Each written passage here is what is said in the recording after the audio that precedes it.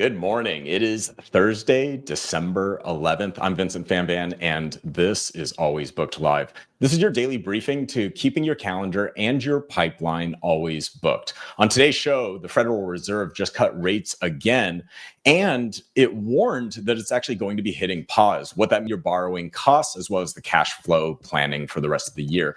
Then small businesses are raising prices at record rates right now as inflation roars back, forcing tough decisions on what to pass on to clients and what to take as a hit.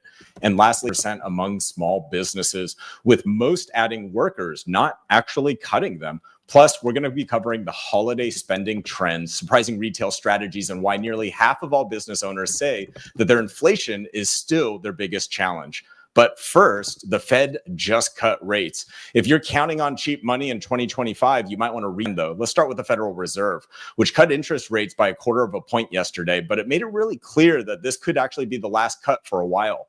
If you've been waiting for easier access to capital or lower payments on your business loans, credit lines, or equipment financing, today's news is both good and bad for small business owners.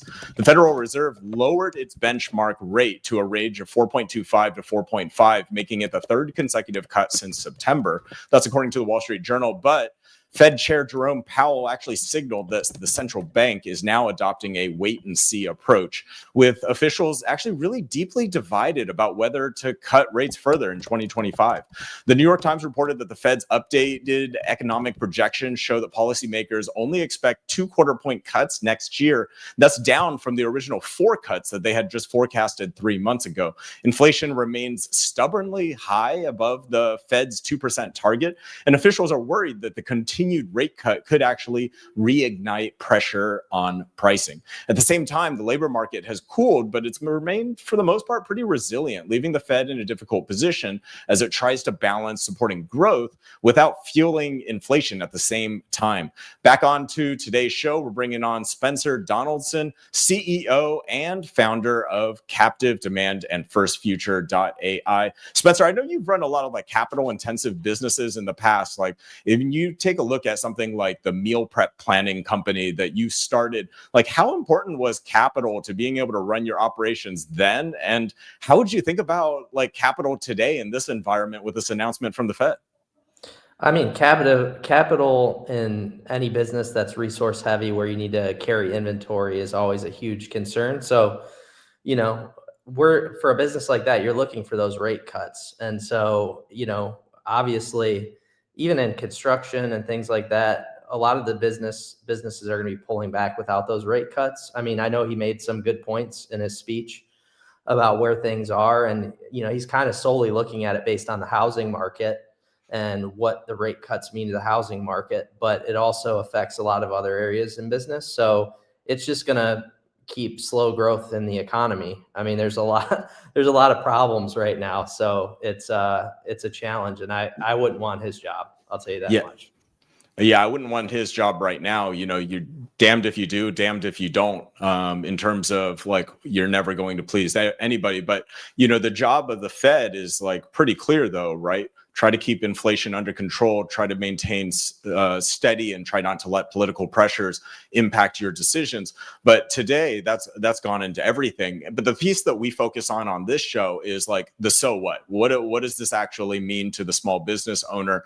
If you were in some of the seats running some of the businesses, you've scaled Inc. 5000 companies. Are you holding on to cash right now, holding them into treasury funds? Is now the time to actually invest and actually start making the big moves on expansion? I think the days in the past of being able to, grab whether it's a $500,000 loan, $1 million loan to be able to pay to feed into expansion, today marks basically a moment where we're saying, hey, if you're expecting the cash and the capital to become easier next year, that likely isn't going to happen. But how would you think about expansion and growth for somebody who's listening to this going, shoot, this actually puts a dent in my plan for 2026? I mean, everything I'm doing right now is completely focused on what our net profit is. So we're focusing on things that can be highly profitable, cash heavy, focus on reinvesting our own money into our own businesses and scaling that way. I do think there is an opportunity to get to the market if you are investing and pick up some deals, but the challenge is we don't know how long these issues are going to last, and neither do I. So I tend to focus on putting my money into conservative things and then being more risky in the things that I do. So I'm putting more capital behind everything that I'm doing. And so we're building new businesses and focusing on just maintaining our profits. But companies that run on thin profit margins, like a meal delivery company, are really struggling right now. And so those companies are going to continue to struggle. The only thing they can do is raise their prices, and their customers are going to have to eat that cost. Yeah, I'm going to bring you back on and talk about raising prices in just a minute, because a significant number of small business owners are raising prices, and that's a clear trend of what's happening right now. And where to store that capital becomes even more important. I know on my company in the past, we would actually have some of our treasury accounts invested in the market, and we're going more conservative on that right now, putting it into high interest savings accounts, spreading our treasury accounts across multiple accounts so that we have an FDIC covered limit up to $250,000 on each one of those accounts, instead of being able to hit the cap on a single account. We'll bring you back here in just a second to talk more about small businesses that are raising prices, what to pass on to consumers, and what to eat as a margin hit for your business. And so when you take a look at the Fed rate cut from yesterday, what does this mean for small businesses? If you're planning to finance expansion, if you're planning to buy equipment, if you're planning on refinancing existing debt, today's cut gives you a slightly better window, but that window might be closing soon. For brick and mortar businesses like med spas, fitness studios, this might be the time to lock in those lower rates on leases and equipment before borrowing costs might actually go up again. And if you're running an online course or a coaching business and you rely on credit to be able to invest into your ads, into your funnels, into your technology, you need to plan for tighter conditions ahead. B2B service firms, agencies, professional services, especially if you're carrying a line of credit or an SBA loan, you want to use the next few months to shore up on your cash reserves and reduce your variable rate exposure.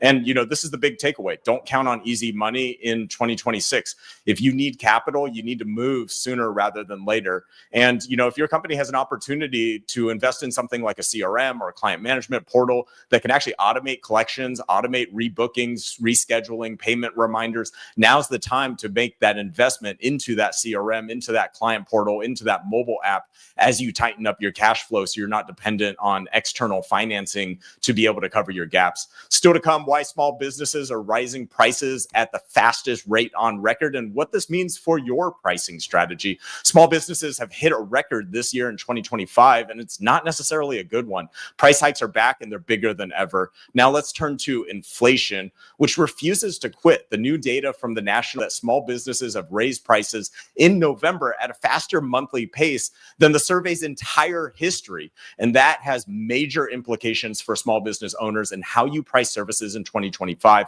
According to the NFIB's monthly business economic trends report, a net of 34% of small business owners have raised average pricing in November, and that represents a 13-point jump from October. That is the single largest single month increase since this survey has begun. Tricks. Fox Business reports that 39% of owners have raised prices and only 88% have lowered them. And that leaves a net surge that we haven't seen since March of 2023 when inflation was peaking. So this mean it also found that 30% of small businesses plan to raise prices again over the next 3 months, signaling that inflationary pressure isn't easing. And what's the culprit here? Culprit is rising material costs, higher labor expenses, persistent supply chain disruptions. 15% of business owners now cite inflation as their single most operating challenge today, ranking second only to finding qualified workers. And so bringing me back onto the show, Spencer Donaldson, CEO, founder of Captive Demand, First Future.ai. Spencer, what are you seeing right now? Are you seeing your vendors across the board doing pricing increases? And what are the strategies that you've seen some of your clients implement? Yeah, I mean, everybody's raising prices. It's something that just has to happen. If there's inflation in the market, you got to raise your prices. We're raising our prices, and that's because everybody else is raising their prices. So unfortunately, someone has to bear the burden of that cost, whether it's your customer or it's you is the question. And ultimately, somebody is going to take the hit there. When you take a look at the environment the small businesses are in right now, it's hard to hire. It's hard to hire. I mean, even when we've seen like the thousands of layoffs from companies like Verizon, like Amazon, that are laying off workers, we have low unemployment rate right now. And in the market, it is hard for small business owners to be able to find all of the talent that they need to hire to be able to perform the services in their business. And if it's hard to hire, then that means there's one thing that you need to do. You need to raise your rates that you're paying. And ultimately, at the end of the day, that's going to result in the outcome like what you're talking about, where with supply chain difficulties as well as talent issues with raising prices, ultimately at the end of the day, you have to pass that cost on. Now, there is a question though of what is the messaging when you're doing that? What is the additional value that you're providing? I know I've seen your companies as you're raising is actually that you're delivering more value, which is true because a lot of the efficiencies that you've been able to gain with AI, not necessarily replacing workers, but just being able to have your human team be way more efficient to be able to deliver better outcomes for clients. Yeah, and I think that is the key. It's like finding new ways. Luckily, we're in a period where AI is a thing and you can drive more efficiency than ever than what you could do in the past. So if you're going to raise prices, you have to find other things that you can do low cost to give your clients so they feel like they are getting an added service. That way it's not like, hey, we're just raising your prices to raise your prices. Let's talk about it. What does it look like on the other side when you have your vendors that are raising prices? What are you doing to go back and be able to renegotiate those contracts? Well, I mean, it just depends on volume. So a lot of the deals we're doing, we'll acquire, even if we're working with a client in our agency, we're negotiating deals with firms that own multiple companies, and we'll bundle deals. We'll do a discount on everything. So the more they buy now, the less price they're going to pay overall. That ensures that we have a good long-term business and keeps things afloat for us. But honestly, like when you're negotiating these things, ChatGPT is your friend, and it's actually been a really good help in negotiating with our vendors and figuring things out. So highly recommend just chopping it up with ChatGPT. Yeah, 100%. I mean, on both sides, if you have vendors that are increasing the price that you're paying your vendors, or if your proposals are increasing, I love what you're talking about there in terms of the volume discount where you work with an investor to be able to say, hey, we will, prices are rising across the board. Let's have a pre-negotiated rate with volume that applies to your entire portfolio. On the opposite side, like we had a company that raised their prices by almost 20%. Over the course of the past 6 months that we're working with. And my rebuttal to them was, hey, why don't we split the difference? Can I sign a longer term? Can I sign a 12-month agreement? Can I sign a 2-year agreement and decrease that price increase from 20% down to 10%? Because the reality is like, I know that companies that we hire today are going to have to raise their prices, but I'm also willing to sign into a longer term if it's a relationship that is one that I think will last and they're delivering value today. And so what a great way of being able to take a 20% price increase down to a 10% price increase just by extending and signing a longer term. Spencer Donaldson, thank you so much for joining us, CEO and founder of Captive Demand and First Future. We'll see you back on here soon. So first, you need to accept that your prices holding flat in 2025 is probably not realistic if your costs are rising. For local service businesses, this is med spas, this is salons, this is IV therapy clinics, fitness studios. This is a moment to review your service menu and identify where you can adjust pricing without losing clients. And you need to consider things like tiered pricing, membership models that lock in recurring revenue while giving clients perceived value. If you're running an online service business, a coaching course, membership community, take a look at pricing tiers and whether your lowest tier is still profitable. You might need to sunset your low margin offers or bundle them into higher ticket packages. For B2B service firms, professional firms, agencies, raising rates is harder because clients expect predictability. But if your costs are up, your rates need to go up as well. And you want to frame it as a value conversation, not a cost conversation. And you want to give clients plenty of advance notice. Here's where a CRM connected mobile app or a client portal can help. If clients can see the full scope of what they're getting, all the past session, real-time analytics and dashboards, they're more likely to accept a price increase because they feel that it's more of a relationship and less of a transaction. That's what I'm talking about earlier, where I have vendors that are increasing their price, but because I look at it on a 12-month term, on a 2-year term, on a 3-year term, I'm looking at it from more of a relationship angle. Today's show is brought to you by Viton One, the AI native platform that turns your CRM and tools into a custom branded mobile app and client portal. If your clients are bouncing between links that they have to save, emails, and DMs, Viton wraps it all into one mobile app on the home screen of their phone so that they can book, rebook, and stay engaged without you chasing them. To see how this works for local service businesses or online experts, B2B firms, head to Viton.com. That's VYTEN.com and set up your free strategy session. All right, let's wrap it with a story that shows that AI is not actually replacing workers. It's helping small businesses actually hire more of these workers.